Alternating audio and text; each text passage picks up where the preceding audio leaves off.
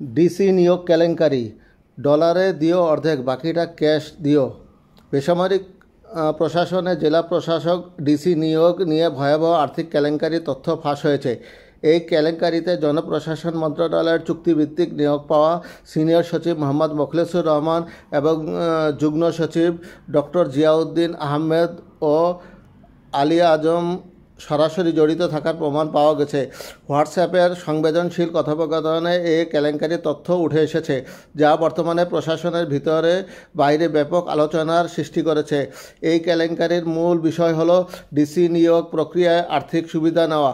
মোখলেসুর রহমান ও doctor Ziauddin আহমেদের হোয়াটসঅ্যাপে কথোপকথনে উঠে এসেছে ডিসি নিয়োগের বিনিময়ে বড় অঙ্কের টাকা লেনদেন হয়েছে।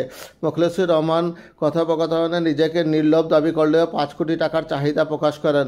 অন্যদিকে ডক্টর জিয়া তাকে 10 কোটি টাকা রাখার পরামর্শ দেন।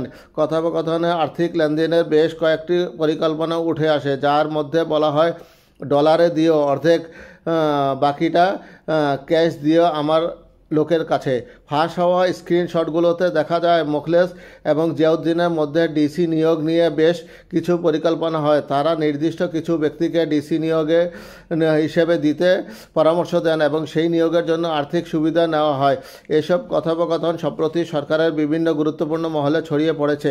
সম্প্রতি একটি দৈনিক পত্রিকার প্রতিবেদনে এই সংক্রান্ত চেক ও ডিসি নিয়োগের নথি উদ্ধার হওয়ার কথা প্রকাশিত হয়, যা নিয়ে ব্যাপক তোলপাড় শুরু হয়। এ ব্যাপারে জানতে চাইলে সিনিয়র সচিব মোখলেসুর রহমান ফোন ধরেননি, তবে পরে একটি SMS-এ তিনি লিখেছেন প্রশ্নই ওঠে না।